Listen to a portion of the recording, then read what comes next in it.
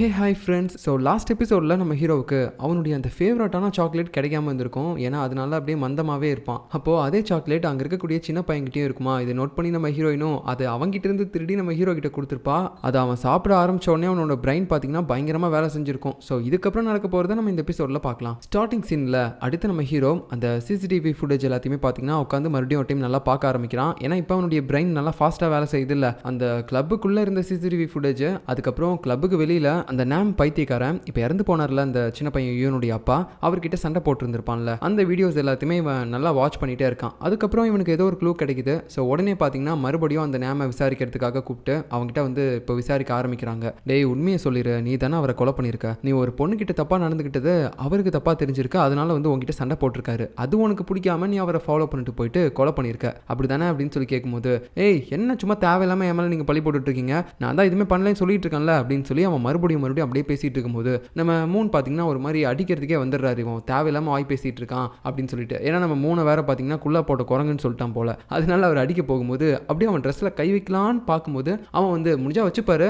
இதோட காஸ்ட் என்ன தெரியுமா, 2 லட்ச ரூபா, முடிஞ்சா தொட்டுப்பாரு, இதில் ஏதாவது சின்ன கீரல் விழுந்தா கூட நான் உங்ககிட்ட தான் காசு கேட்பேன் அப்படின்னு சொல்லிட்டு இருக்கும்போது, என்னோட வருஷ சம்பளமே அவ்வளோதான்டா அப்படின்னு சொல்லிட்டு மூன் வந்த கோவம் எல்லாத்தையுமே அப்படியே கண்ட்ரோல் பண்ணிட்டு பின்னாடி வந்துடுறாரு. பட் இருந்தாலும் அடுத்து நம்ம டேன் இருக்கான் பார்த்தீங்களா, அவன் போயிட்டு வேகமாக அவனுடைய அந்த காஸ்ட்லியான சட்டையை பிடிச்சி, டேய் உண்மையை சொல்லுடா, நீ தானே அவரை கொன்ன அப்படின்னு சொல்லிட்டு அவனை போட்டு உலுக்கிட்டே இருக்கான். அதுக்கப்புறம் நம்ம ஹீரோவும் டே சரிடா பார்த்துக்கலாம் வா அப்படின்னு சொல்லிட்டு அவனை அப்படியே பிடிச்சி இந்த பக்கம் இழுத்துட்டு வரும்போது அவனுடைய கையை பார்த்தீங்கன்னா வேற எதுலையுமே டச் பண்ண விடல, அப்புறம் அந்த கையை கழுவவும் விடல, அப்படியே அதை சுற்றி ஒரு கவர் பண்ணிட்டு, மூன் நீங்கள் என்ன தெரியுமா பண்ணுறீங்க, அப்படியே அவனை கூட்டிக்கிட்டு ஃபாரன்சிக் டிபார்ட்மெண்ட்டுக்கு போங்க, அந்த இடத்துல போயிட்டு இவனுடைய கையை நல்லா தரவாக செக் பண்ண சொல்லுங்க. ஏன்னா அந்த நேமோடைய சட்டையில் இருந்த பார்ட்டிகல்ஸ் எல்லாமே கொஞ்சம் இவனுடைய கையில் மாட்டிருக்கும், அந்த நூலை வச்சு நம்ம ஒரு விஷயத்தை கண்டுபிடிக்கலாம் அப்படின்னு சொல்லும்போது நம்ம மூணுக்கு ஒன்றுமே புரியல. சரி ஏதோ சொல்கிறாரு அப்படின்னு சொல்லிட்டு நம்ம டேனை பார்த்தீங்கன்னா அப்படியே இப்போ காரில் ஏற்றிட்டு கூட்டு போயிட்டு இருக்கான். அவனுடைய கையை எங்கேயுமே டச் பண்ண விடவே இல்லை. அப்போ அங்கே இருக்க கார் டோரை ஓப்பன் பண்ணுறதா இருந்தால் கூட நம்ம மூணு வந்து இவங்ககிட்ட தான் ஹெல்ப் கேட்குறாரு. என்ன பார்க்குறீங்க, நான் தான் எதுவுமே தொடக்கூடாதுன்னு சொல்லியிருக்காங்கல்ல, ஸோ நீங்கள் தான் எனக்காக எல்லாமே பண்ணி ஆகணும் அப்படின்னு சொல்லும்போது,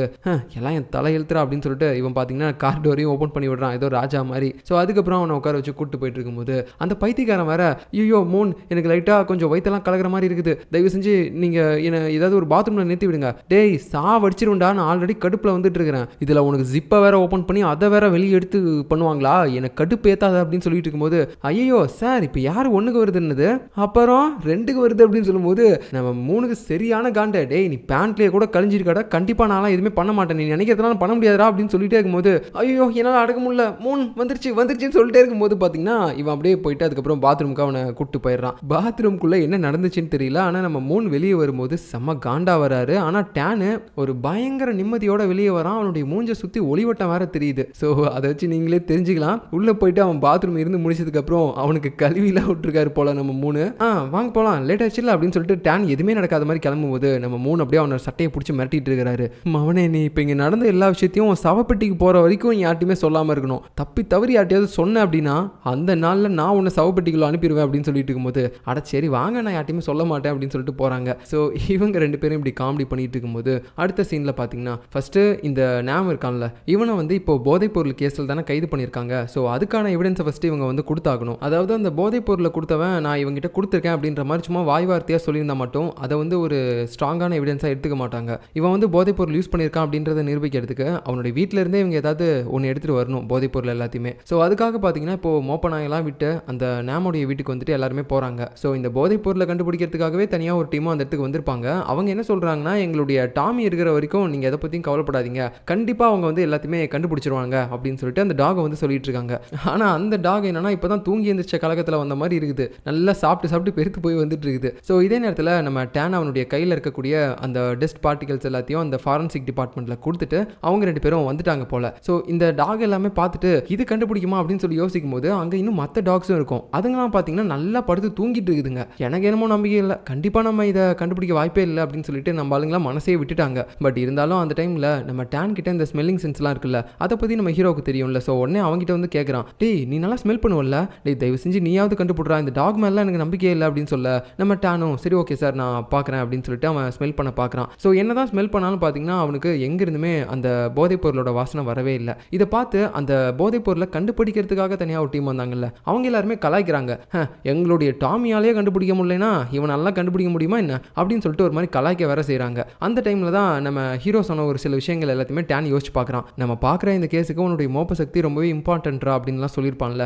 அது எல்லாத்தையுமே யோசிச்சு பார்த்து நான் எப்படியாவது சீக்கிரமாக இந்த போதைப் பொருள் கேஸில் ஃபஸ்ட்டு அந்த நேமை மாட்டி விடணும், அப்படி பண்ணால் மட்டும்தான் அந்த இவனுடைய அப்பா இறந்து போன கேஸ்லையும் அவன் தான் கொலகாரன்னு சொல்லி அவங்ககிட்ட விசாரிக்க முடியும். அதுக்காக நான் ஃபஸ்ட்டு இப்போ இந்த இடத்துலேருந்து போதைப் பொருளை எடுத்தே ஆகணும் அப்படின்னு சொல்லிட்டு இவன் பயங்கரமாக மோப்பம் பிடிக்க ஆரம்பிக்கிறான். அங்கே இருக்கக்கூடிய எல்லா வாசனையுமே அவனுக்கு வர ஆரம்பிக்குது. ஸோ அந்த டைமில் டிஃப்ரெண்ட்டான ஒரு வாசனை ஒரு இடத்துலேருந்து வருது. உடனே பார்த்தீங்கன்னா இவன் அந்த இடத்துக்கு போகிறான். அப்போ பாத்ரூம்குள்ளே பார்த்தீங்கன்னா ஒரு சின்ன டப்பாவில் நிறைய கேப்சூல்ஸ்லாம் இருக்குது. அதை அவன் அப்படியே ஓப்பன் பண்ணி அங்கே இருக்க பாத் டப்பில் கொட்டும் போது எல்லா கேப்சூலுமே கீழே விழுது. கூடவே பார்த்தீங்கன்னா ஒரு பொட்டனமும் விழுது. ஸோ கஞ்சா பொட்டனத்தை பிடிச்சிட்டோம் அப்படின்னு சொல்லிட்டு இவன் அப்படியே எடுத்துகிட்டு வந்து நம்ம ஹீரோ கிட்ட காட்டும் போது இந்த டாக்ஸ் எல்லாமே சொன்ன வேலையை கரெக்டாக முடிச்சிருச்சுன்னா அதுங்களை ஹாப்பி பண்ணுற மாதிரி நம்ம ஏதாவது ஒன்று சாக்லேட்டோ இல்லை ஏதாவது ஸ்நாக்ஸோ கொடுப்போம்ல, அந்த மாதிரியே நம்ம ஹீரோவும் இவனை ஒரு டாக் மாதிரி ட்ரீட் பண்ணி அதை கொடுக்குறான். அதுக்கப்புறம் பார்த்தீங்கன்னா அங்கே இருக்க மற்ற டாக் எல்லாமே அந்த டாமியை பற்றி பேச ஆரம்பிக்குதுங்க. டேய் என்னடா எல்லாருமே சேர்ந்து அவனை புகழ்ந்துட்டு இருக்கீங்க, எங்களுடைய டாமி பயங்கரமாக சர்ச் பண்ணுவான், ஏதோ இப்போ கொஞ்சம் தூக்கத்துலேருந்து எந்திரிச்சு வந்தால் மூக்கு வர லைட்டாக அடைச்சிருக்குது, அதனால தான் அவனால் இப்போ கண்டுபிடிக்க முடியல அப்படின்னு சொல்லிட்டு அங்கே இருக்க மற்ற டாக் எல்லாமே மைண்ட் வாய்ஸில் பேசிகிட்டு இருக்குதுங்க. ஸோ இப்போ அதுக்கடுத்து நம்ம ஹீரோவுக்கு ஒருத்தங்க கால் பண்ணுறாங்க, அந்த ஃபாரன்சிக் டிபார்ட்மெண்ட்டில் இருக்கவங்க தான். ஸோ அவங்க என்ன சொல்கிறாங்கன்னா,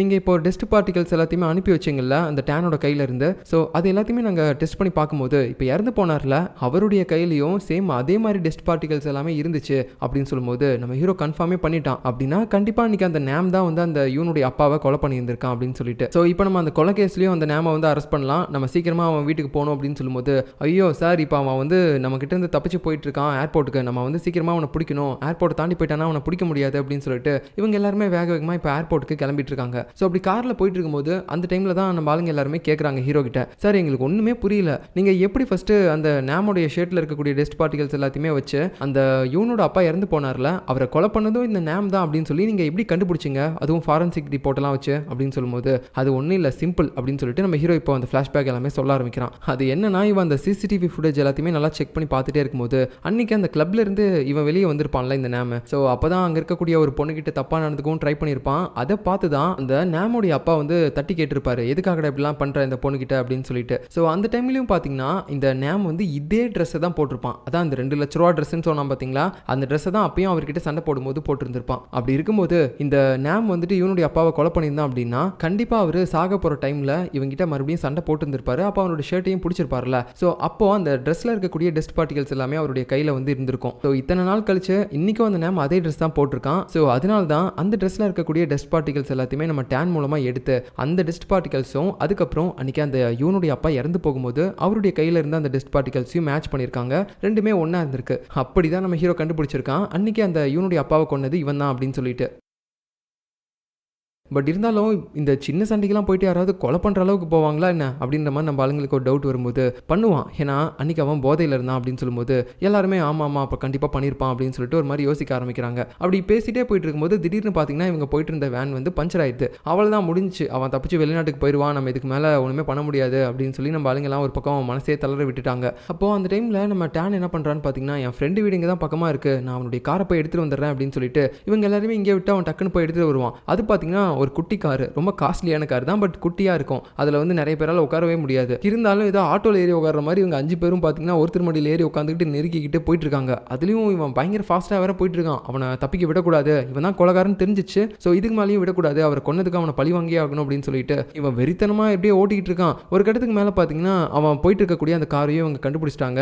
பட் இருந்தாலும் அப்படியே ஒரு மாதிரி டக்குன்னு பிடிக்காம அவனை வெறுப்பேற்றிக்கிட்டே இருப்பாங்க. டேய் யாரா நீ என் முன்னாடி வந்துட்டு போயிட்டு இருக்க, விண்டோ ஓப்பன் பண்ணு அப்படின்னு சொல்லிட்டே இருக்கும்போது நம்ம ஆளுங்களும் விண்டோ ஓப்பன் பண்ணுறாங்க. ஐயோ நீங்களா அப்படின்னு சொல்லிட்டு அவன் மறுபடியும் பார்த்தீங்கன்னா திருச்சி ஓட ஆரம்பிக்கிறான். பட் அதுக்கப்புறம் நம்ம டேன் எப்படியோ முன்னாடி போயிட்டு அவன் காரை வந்து வழி மறிச்சு நிறுத்திட்டான். ஸோ கார் நின்றதுக்கப்புறம் நம்ம டேன் ஃபர்ஸ்ட் இறங்கி ஓடி போயிட்டான். ஆனால் இவங்க எல்லாருமே உள்ளே மாட்டிக்கிட்டாங்க. ஏன்னா எப்படி டோரை ஓப்பன் பண்ணுறது அப்படின்னே அவங்களுக்கு தெரியல. ஸோ இப்படி அவங்க இருக்கும்போது நம்ம டேன் மட்டும் பார்த்தீங்கன்னா தனியாக இப்போ போயிட்டு அந்த யூனை பிடிக்கிறான். அவங்க 2 பேரும் ஓடிட்டே இருக்காங்க. 2 பேரும் பயங்கரமாக ஒரு இடத்துல சண்டைலாம் வேற போட்டுட்டு இருப்பாங்க. ஸோ அந்த டைமில் நம்ம ஹீரோ இங்கே மேலே விண்ட்ஷீல்டு மாதிரி ஒன்று இருக்கும்ல, அதை மட்டும் ஓப்பன் பண்ணி விட்டுறான். ஸோ இதை ஓப்பன் பண்ணதுக்கப்புறம் எல்லாருமே அப்பாடி இப்போ தான் உயிரே வந்திருக்கு அப்படின்னு சொல்லிட்டு அதுலேருந்து ஒரு மாதிரி நெளிஞ்சிக்கிட்டு எந்திரிச்சு நிற்கிறாங்க. ஸோ அதுக்கப்புறம் இந்த பக்கம் நம்ம டேன் வந்து சண்டை போட்டுட்டு இருப்பான்ல, அதை பார்த்துக்கிட்டு இருக்காங்க. ஆனால் இவன் அவங்ககிட்ட தான் அதிகமாக அடி வாங்கிட்டே இருக்கான். அவ்வளோதான் டேனோட கதை முடிஞ்சிச்சு அப்படின்னு யோசிக்கும் போது நம்ம டேன் பார்த்தீங்கன்னா ஒரு பக்கம் அவனுடைய லைஃப் எல்லாத்தையுமே ரீகேப் பண்ணி பார்க்குறான். அவர் எவ்வளோ நல்லவர், அவருக்காக நான் என்ன வேணாலும் பண்ணலாம் அப்படின்னு சொல்லிட்டு இப்போ இறந்து போனவரை நினச்சிக்கிட்டு டக்குன்னு பார்த்தீங்கன்னா இவன் தலைகெல்லாம் நின்று தியானம்லாம் பண்ணிட்டு இருக்கான். டேய் என்னடா குரங்கு வித்தெல்லாம் காட்டுற அப்படின்னு சொல்லி நம்ம ஆளுங்க பார்த்துக்கிட்டு இருக்கும்போது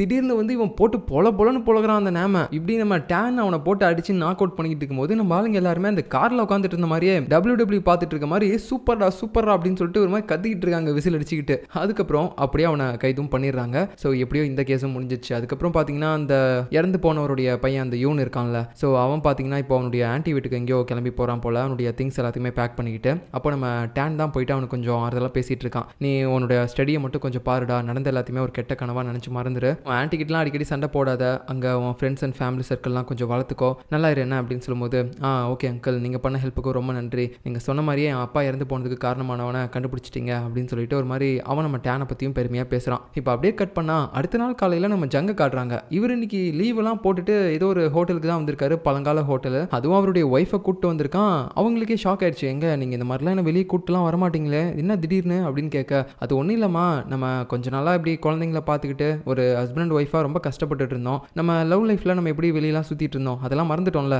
ஸோ அதனால தான் இப்போ அந்த மாதிரி பண்ணலாம் அப்படின்றதுக்காக நான் வெளியே கூப்பிட்டு வந்தேன் அப்படின்னு சொல்லும்போது, ஓ அப்படியா அப்படின்னு சொல்லிட்டு ரெண்டு பேரும் அப்படியே சாப்பிட்டுட்டு இருப்பாங்க. சாப்பிட்டு முடிச்சதுக்கப்புறம் நம்ம ஜங்கு பார்த்தீங்கன்னா இப்போ கை கழுவுறதுக்காக போவார். அந்த டைமில் இந்த பழங்கால ஹோட்டலில் இது யாரோடது அப்படின்றத பற்றி ஒரு பெரிய போர்டு மாதிரி போட்டு வச்சிருப்பாங்க. ஸோ இப்போ தான் நமக்கு தெரிய வருது, நம்ம ஜங்கு இதுக்கு முன்னாடி ஒரு பழங்கால ஹோட்டலை பற்றி ரிசர்ச் பண்ணியிருப்பார்ல, ஒரு பாட்டியோடைய கடை அப்படின்னு சொல்லிட்டு, அந்த ஹோட்டல் தான் இது. ஸோ அவங்களுடைய ஃபேமிலி ஃபோட்டோவையும் போட்டிருக்காங்க. அதில் அந்த பாட்டியோடைய கையில் அவங்களுடைய பேர பையன் இருக்கான். அதாவது இதுக்கு முன்னாடி அந்த பேர பையன் தான் நம்ம டேன் அப்படின்ற மாதிரி நம்ம ஜங்கு நினச்சிட்டு அதை பற்றிலாம் ரிசர்ச் பண்ணியிருப்பாரு. ஸோ இப்போ அவனா இருக்குமோ அப்படின்னு சொல்லிட்டு ஒரு மாதிரி உத்து பார்க்குறாரு அந்த பேர பையனோட மூஞ்ச. சேச்சா இது அந்த டேன் கிடையாது, அவனுடைய மூஞ்சுக்கும் இதுக்கும் சம்மந்தமே இல்லை அப்படின்னு சொல்லிட்டு அவன் அங்கிருந்து போயிடுறான். பட் அவன் போனதுக்கு அப்புறம் நமக்கு அப்படியே கொஞ்சம் கிராஃபிக்ஸில் காட்டுறாங்க, அந்த பாட்டியோடைய பேர பையன் தான் நம்ம டேன் அப்படின்னு சொல்லிட்டு. ஸோ அதை வச்சு பார்த்தா நம்ம டேன் உண்மையாகவே வந்து ஒரு பெரிய எடுத்து பையன் தான். ஆனால் இந்த போலீஸ் டீமில் சேர்ந்ததுக்கப்புறம் அதை வந்து அவ்வளோவா காட்டிக்காத மாதிரி அவன் இருக்கான் போல. இப்போ அப்படியே கட் பண்ண அடுத்த சீனில் யாரோ ஒரு திருடனை பார்த்தீங்கன்னா பிடிக்கிறதுக்காக நம்ம டேனு அதுக்கப்புறம் ஹீரோயின் இவங்க ரெண்டு பேருமே ஓடிட்டு இருக்காங்க. அப்படி போயிட்டே இருக்கும்போது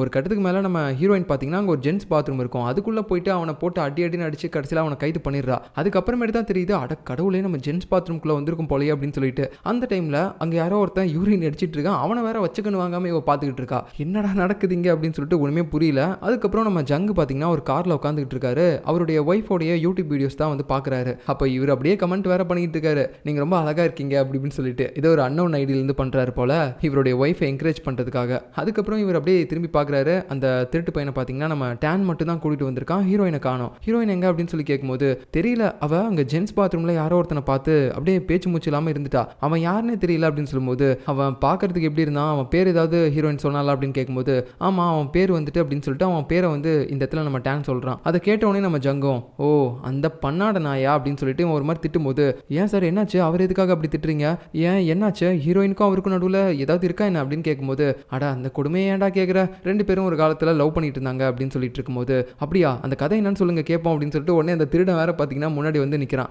உனக்கு மாமனார் வீட்டில் சொல்லுவாங்க அப்படின்னு சொல்லி நம்ம ஜங்கு திட்டிக்கிட்டு நம்ம டேன் கிட்ட எல்லாத்தையுமே சொல்ல ஆரம்பிக்கிறான். டேய் அவங்க ரெண்டு பேரும் ஒரு காலத்தில் லவ் பண்ணிட்டு இருந்தாங்கடா, அந்த டைமில் அந்த பையன் வந்து ரொம்பவே ஏழையாக இருந்தான், அவங்ககிட்ட அவ்வளோ பணம் கூட இல்லை. அப்போது நம்ம ஹீரோயின் தான் நிறைய சம்பாதிச்சுட்டே இருந்தா, அவள் சம்பாதிக்கிற பணம் எல்லாத்தையுமே அந்த பையன் கிட்ட தான் கொடுப்பா, எல்லாமே அவன் காலேஜ் ஃபீஸ்க்கு அவனுடைய சாப்பாடு செலவுக்கு இந்த மாதிரி தான் எல்லாத்தையுமே கொடுத்துருவா. அந்த தருதலையும் இவளுடைய காசு எல்லாத்தையுமே நல்லா யூஸ் பண்ணிக்கிட்டு படித்து நல்லா ஒரு வேலைக்கும் போயிட்டு அதுக்கப்புறம் இவளை கழட்டி விட்டுட்டான் அப்படின்ற மாதிரி சொல்லிட்டு இருக்கான். இப்போ அப்படியே கட் பண்ண இந்த பக்கம் பார்த்தீங்கன்னா அந்த பைத்தியக்காரங்க தான் நம்ம ஹீரோயின் வந்து பேசிட்டு இருக்கா. ஸோ ரெண்டு பேரும் அப்படியே ஜூஸ் குடிச்சிட்டே பேசுறாங்க. அவன் என்ன சொல்றான்னு பார்த்தீங்கன்னா, இந்த மாதிரி பார்த்து ரொம்ப நாள் ஆச்சுல நம்ம ரெண்டு பேரும், எப்படி இருக்கா நல்லா இருக்கியா, அப்புறம் அவனோட லவ் லைஃப்லாம் இப்போ ஏதாவது இருக்கா என்ன அப்படின்னு சொல்லி கேட்கும்போது ஹீரோயின் வேணே போய் சொல்றா, ஆமாம் எனக்கு ஒரு லவர் இருக்காங்க, நான் வேலை பார்க்குற இடத்துல தான் இருக்காங்க, நாங்கள் ரெண்டு பேரும் லவ் பண்ணிட்டு இருக்கோம் ரொம்ப நாளா அப்படின்னு சொல்லிட்டு போய் சொல்லிட்டு இருப்பா. அப்புறம் நீ என்ன பண்ணிட்டு இருக்க அப்படின்னு கேட்க அவனும், நான் ஒரு கம்பெனியில் நல்லா வேலைக்கு போயிட்டு இருக்கேன், இப்போ ஒரு பொண்ணையும் கல்யாணம் பண்ணிக்க போகிறேன், நாங்கள் ரெண்டு பேரும் ரொம்ப நாளாக லவ் பண்ணிட்டு இருந்தோம் அப்படின்னு சொல்லிட்டு அவன் பார்த்தீங்கன்னா ஒரு மாதிரி சீன் போட்டுட்டு இருக்கான். நம்ம ஹீரோயினுக்கும் அதை கேட்கும்போது கொஞ்சம் கடுப்பாக தான் இருக்குது, பட் இருந்தாலும் ஓ அப்படியா அப்படின்னு சொல்லிட்டு சாஃப்டாக பேசிகிட்டு இருக்கா.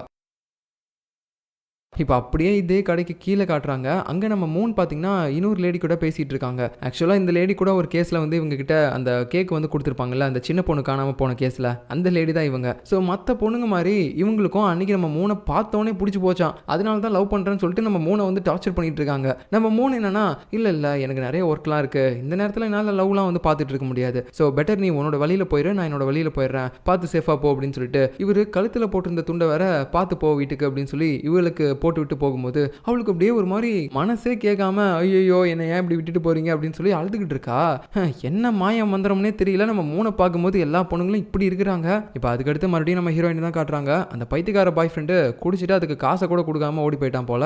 இப்போ இவ இங்கே உட்காந்துக்கிட்டு அது எல்லாத்தையுமே யோசிச்சு பார்க்குறா, இவங்களுடைய லவ் லைஃப் எல்லாத்தையுமே. ஸோ அந்த டைமில் நம்ம ஹீரோயினா அவளுடைய வேலை எல்லாத்தையுமே போலீஸ் ஸ்டேஷனில் பார்க்கும்போது இவன் அடிக்கடி இவளை வந்து மீட் பண்ணுவான். ஸோ அப்படியே ட்ரிங்க்ஸ்லாம் எடுத்துகிட்டு வந்து வாக்கு குடிக்கலாம் அப்படின்னு சொல்லும்போது நீ போ நான் வரேன் அப்படின்னு சொல்லி அவள் தனியாக கடைக்கு வருவா. அப்போ அவன் எங்கேயோ பாத்ரூமுக்கு போயிருப்பான் போல. அந்த டைமில் அவனுடைய பர்ஸை எடுத்து பார்க்குறா, அதில் காசே இல்லை. அப்போ உடனே இவ அவளுடைய பர்ஸில் இருக்க பணம் எல்லாத்தையுமே எடுத்துகிட்டு வந்து இவன் பர்ஸில் வைக்கிறா. ஸோ அந்த அளவுக்கு அவன் அக்கறையாக பார்த்துருக்கா. அவன் வந்து ஃபினான்ஷியலாக நம்மக்கிட்ட கையேந்து நிற்கக்கூடாது, அவன் கேட்காமே நம்ம எல்லாத்தையுமே கொடுக்கணும் அப்படின்னு சொல்லி ரொம்பவே நல்லா பார்த்துருந்துருக்கா. அவனும் நல்லா தான் பழகிருக்கான். பட் அதுக்கு நடுவில் என்ன ஆச்சுன்னு தெரியல, ரெண்டு பேரும் பிரிஞ்சுட்டாங்க. ஸோ இந்த விஷயம் எல்லாத்தையுமே இப்போ அவள் யோசிச்சு பார்த்துட்டு கொஞ்சம் வருத்தத்தோடு உட்காந்துக்கிட்டு இருக்கா. இப்போ அடுத்த சீனில் நம்ம ஆளுங்க எல்லாருமே போலீஸ் ஸ்டேஷனில் உட்காந்துட்டு இருப்பாங்க. அப்போ நம்ம ஹீரோ, ஜங்கு, டேனு இவங்க 3 பேரும் பார்த்தீங்கன்னா இப்போ ரீசெண்டாக ஒரு கேஸ் வந்து போயிட்டு இருக்குது. அது என்னன்னா நிறைய பசங்க வந்துட்டு பொண்ணுங்களை ஏமாத்திட்டு இருக்காங்க, டேட் பண்ணிட்டு அவங்களை அப்படியே விட்டுட்டு போயிடுறாங்க அப்படின்னு சொல்லிட்டு ஒரு கேஸ் போயிட்டு இருக்குது. ஸோ அதை வந்து நம்ம சீக்கிரமாக தடுக்கணும், இந்த மாதிரி யார் யார் ஏமாத்துறானுங்களோ அவங்க எல்லாருமே நம்ம பிடிக்கணும் அப்படின்னு சொல்லிட்டு இவங்க 3 பேர் மட்டும் பேசிட்டு இருக்காங்க. ஆனால் நம்ம மோனு அப்புறம் ஹீரோயின் இவங்க 2 பேரும் எதை பற்றியுமே கொஞ்சம் கூட பேசாமல் அப்படியே சைலண்டாகவே உட்காந்துட்டு இருக்காங்க.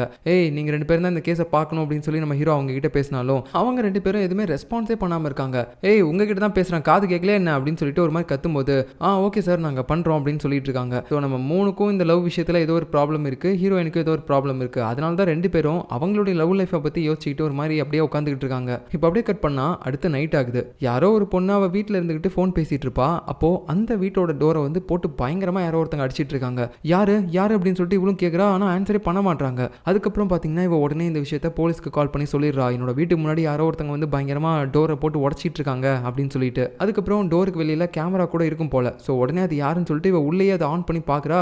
அப்போ திடீர்னு ஒரு பொண்ணு தான் வந்துட்டு பேய் மாதிரி நின்றுட்டு இருக்கா. இதை பார்த்து இந்த பொண்ணு பயந்துடுறா. அப்புறம் போலீஸ் எல்லாருமே இந்த இடத்துக்கு வந்து இந்த பேய் மாதிரி நின்றுட்டு இருந்தால அந்த பொண்ணை கூட்டு போயிட்டு விசாரிக்கிறாங்க. நம்ம ஆளுங்க தான் வந்து விசாரிச்சுட்டு இருக்காங்க. நம்ம ஹீரோயின் கேட்குறா, நீங்கள் எதுக்காக இந்த மாதிரி அந்த லேடியோட வீட்டுக்கு முன்னாடி போயிட்டு இப்படிலாம் பயம் கொடுத்துட்டு இருந்தீங்க அப்படின்னு சொல்லி கேட்கும்போது அவளும் அழுதுகிட்டே பேசிட்டு இருக்கா. ஆக்சுவலாக எனக்கு ஒரு பாய் ஃப்ரெண்ட் இருக்கான், நாங்கள் 2 பேரும் ரொம்ப நாளாக டேட் பண்ணிட்டு இருந்தோம், நாங்கள் 2 பேரும் ஆன்லைன்லேயே எங்கேஜ்மெண்ட் கூட பண்ணிக்கிட்டோம். ரொம்ப நாள் கழிச்சு இன்னைக்கு தான் மீட் பண்ணலாம்னு நினச்சேன், ஆனால் அவனை பார்க்கவே முடியல. அவன் அந்த வீட்டில் தான் இருக்கிறான்னு சொன்னான். நான் உள்ளே போய் பார்க்கலான்னு பார்க்கும்போது அங்கே ஒரு பொண்ணு இருந்தா. அந்த கோவத்தில் தான் நான் டோரை போட்டு உடச்சிட்டு இருந்தேன். அவன் அந்த பொண்ணோட அஃபேரில் இருக்கான் அப்படின்னு நினச்சி ஒரு கோவத்தில் தான் இந்த மாதிரி பண்ணிட்டேன் அப்படின்னு சொல்லும்போது சரி ஓகேம்மா அப்படின்னு சொல்லிட்டு ஹீரோயினும் பார்த்தீங்கன்னா அது எல்லாத்தையுமே கேட்டு தெரிஞ்சுக்கிறா. அதுக்கப்புறம் இதை பற்றி நம்ம ஆளுங்ககிட்டே சொல்கிறா. ஆக்சுவலாக இந்த பொண்ணு பார்த்தீங்கன்னா ஒரு காலேஜில் படிச்சுட்டு இருக்கா. இவ படிப்பு தான் முக்கியம்னு சொல்லிட்டு நல்ல ஹார்ட் ஒர்க் தான் பண்ணிட்டு இருந்தா. ஆனால் திடீர்னு ஒரு நாள் பார்த்தீங்கன்னா நம்ம ஏன் லவ் பண்ணக்கூடாது அப்படின்னு சொல்லிட்டு இவ வந்து ஒரு ஆப் இன்ஸ்டால் பண்ணியிருக்கா. நம்ம ஊரில் இப்படி இந்த புரோக்கர் ஆப்ஸ்லாம் நிறைய இருக்குது, பொண்ணையும் பையனையும் செட் பண்ணி வைக்கிறதுக்கு. அந்த மாதிரி அந்த ஊரில் ஒரு ஆப் போல. ஸோ அதை அவள் இன்ஸ்டால் பண்ணதுக்கப்புறம் அதில் ஒரு பையன் வந்து அவளுக்கு மெசேஜ் பண்ணியிருக்கான், நம்ம 2 பேரும் பேசலாமா அப்படின்னு சொல்லிட்டு.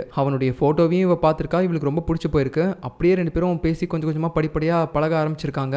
நடுவில் அந்த பையன் என்ன பண்ணியிருக்கானா, எனக்கு இந்த தேவை இருக்குது, அந்த தேவை இருக்குது, அப்படி இப்படின்னு சொல்லிட்டு இவகிட்ட அப்படி இப்படின்னு ஒரு 2 லட்ச ரூபா கிட்ட பார்த்தீங்கன்னா அவன் காசு வாங்கியிருக்கான் போல. இந்த பொண்ணும் என்ன பண்ணுறனே தெரியாமல் ஒரு காதல் மயக்கத்தில் படிப்பை கூட விட்டுட்டு இவனுக்காகவே எல்லாத்தையுமே பண்ணியிருக்கா. கிட்டத்தட்ட நம்ம ஹீரோயின் மாதிரி. அதுவும் இல்லாமல் இவங்க கிட்டத்தட்ட நேரில் மீட் பண்ணிக்கிட்டதே கிடையாது இது வரைக்கும். ஸோ எல்லாத்தையுமே பார்த்தீங்கன்னா அவங்க ஃபோன்லேயே தான் பண்ணியிருக்காங்க. இப்போ அந்த பொண்ணு என்கேஜ்மெண்ட் பண்ணிக்கிட்டோம் அப்படின்னு சொன்னால அதை கூட அவங்க ஃபோனில் தான் பண்ணியிருக்காங்க. ஸோ இந்த மாதிரி அவ கூட க்ளோஸாக பழகிட்டு அவளை ஏமாத்திட்டான் போல. பணத்துக்காக தான் அவ கூட பழகிருக்கான், நல்லா கிளியராக தெரியுது. ஸோ கொஞ்ச நாளாக இந்த பொண்ணுக்கிட்ட அவன் ரீசெண்ட் டேஸில் பேசாமல் இருந்திருக்கான். அதனால தான் அவனுடைய வீட்டுக்கே இவ போய் பார்த்துருக்கா. ஆனால் அதுக்கப்புறமேட்டு தான் தெரியுது அவன் ஆன்லைனில் கொடுத்து வச்ச அந்த அட்ரஸ் வந்துட்டு வேற ஒருத்தங்களோட அட்ரஸ். அந்த இடத்துல தான் வேற ஒரு லேடி தங்கி இருந்திருக்காங்க. ஸோ இதை பார்த்து தான் நேற்று அந்த பொண்ணும் கோவத்தில் நம்ம பாய் ஃப்ரெண்டு தான் வேற ஒரு பொண்ணு கூட தங்கியிருக்கான் அப்படின்ற மாதிரி அந்த டோரை போட்டு உடச்சிட்டா. ஸோ இப்போ நம்ம எப்படியாவது வந்து இந்த பாய் ஃப்ரெண்டை கண்டுபிடிக்கணும், இவன் இதே மாதிரி நிறைய பொண்ணுங்க கிட்ட கண்டிப்பாக பண்ணியிருக்க வாய்ப்பு இருக்கு அப்படின்னு சொல்லிட்டு எல்லாருமே இந்த கேஸை பற்றி விசாரிச்சுட்டு இருக்காங்க. அதுக்கப்புறம் அந்த ஃபாரன்சிக் டிபார்ட்மெண்ட் இருக்குல்ல, அந்த டிபார்ட்மெண்ட்டில் இருக்க ஆளுங்க இப்போ அந்த பொண்ணுடைய ஃபோனில் இருக்கக்கூடிய